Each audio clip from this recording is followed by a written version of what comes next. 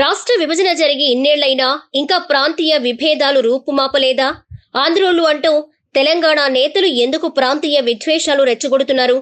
రాష్ట్ర ప్రభుత్వ అధినేతలకు లేని ఈ జాడ్యం కింది స్థాయి నాయకులకు ఎందుకు పట్టుకుంది అనే చర్చ ఇప్పుడు సర్వత్రా జరుగుతోంది. వాస్తవానికి ఆంధ్రప్రదేశ్ విభజనకి ముందు తెలంగాణ వాదులంతా ఆంధ్ర వాళ్ల మీద అగ్గి మీద గుగ్గిలమయ్యారు. దాదాపుగా 5 ఏళ్ల పాటు ఆంధ్ర వాసుల మీద విమర్శలతోనే కాలం వెళ్లబుచ్చారు. ఆ తరువాత పరిస్థితి మారింది. హైదరాబాద్ మహానగర ఎన్నికలు వచ్చేటప్పటికీ అప్పటి ముఖ్యమంత్రి చంద్రశేఖరరావు ఏ రాష్ట్రం వారైనా అందరినీ కడుపులో పెట్టుకుని చూసుకుంటానని, హైదరాబాద్ లో ఉన్న వాళ్లంతా తమ వాళ్లేనని చెప్పుకొచ్చారు. అంతటితో ఆ వివాదం కొంత సద్దుమణిగిందని భావించారు. అయితే ఇప్పుడు తాజాగా బీఆర్ఎస్ ఎమ్మెల్యే పాడి కౌశిక్ రెడ్డి చేసిన విమర్శలతో మళ్లీ ఆంధ్ర తెలంగాణ వివాదం రాజుకుంటుందనిపిస్తుంది. అరికపూడి గాంధీ వివాదంలో కౌశిక్ రెడ్డి రెచ్చిపోయి ఆంధ్ర వాళ్లను తరిమేస్తాం అనే పదాన్ని ఉపయోగించారు. దీంతో ఇప్పుడు హైదరాబాద్ లోని సెటిలర్లు అందరూ గుర్రు మీద ఉన్నారు. హైదరాబాద్ మహానగరంలో ఇతర ప్రాంతాల నుంచి వచ్చిన సెటిల్ అయిన వాళ్లు దాదాపుగా 60% వరకు ఉన్నారన్నది వాస్తవం. గత 5 ఏళ్ల కాలంలో అయితే ఆంధ్రప్రదేశ్ లో నెలకొన్న అరాచక పాలన నేపథ్యంలో చాలా మంది హైదరాబాద్ కు వచ్చి సెటిల్ అయ్యారు.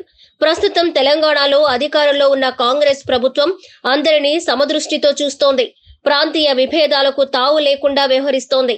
మరి తెలంగాణ ఉద్యమ పార్టీ అయిన బీఆర్ఎస్ కూడా తాము ప్రాంతీయ విద్వేషాలకు దూరమని గతంలో ప్రకటిస్తూ వచ్చింది. కానీ ఇప్పుడు కౌశిక్ రెడ్డి మాటలతో హైదరాబాద్ మహానగరంలో ప్రాంతీయ విద్వేషాలు రెచ్చరిల్లే ప్రమాదం ఏర్పడిందని చెప్పాలి. మరి హైదరాబాద్ లో ఉన్న వారందరినీ కడుపులో పెట్టుకుని చూసుకుంటారన్న కేటీఆర్ మాటలకు, కౌశిక్ రెడ్డి నాటకాలకు సూత్రధారులు ఎవరు? ఇవి కౌశిక్ రెడ్డి మాటలే అయితే బీఆర్ఎస్ నేతలు వెంటనే ఖండించాలి. 2 దఫాలు మీ పార్టీ నుంచి గెలిచిన గాంధీ ఆంధ్రవాడు ఎలా అవుతాడు? కొత్త బిచ్చగాడిలా వ్యవహరిస్తున్న కౌశిక్ రెడ్డి చేష్టలను అదుపు చేయలేకపోతే బీఆర్ఎస్ పార్టీకే నష్టం జరిగే ప్రమాదం ఉందంటున్నారు.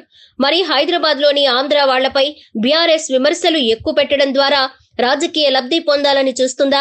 గ్రామాల్లో బీఆర్ఎస్ వీక్ అయింది కాబట్టి, రాబోయే పంచాయతీ ఎన్నికల్లో పట్టు కోసం సర్పంచ్ ఎన్నికలున్నాయి కాబట్టి ప్లాన్ మార్చిందా?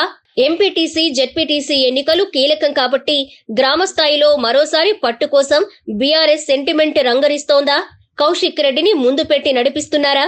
మరి ఆంధ్ర పవర్ చూపిస్తే ఆ కారు పార్టీ నామరూపాలు లేకుండా పోతుందా?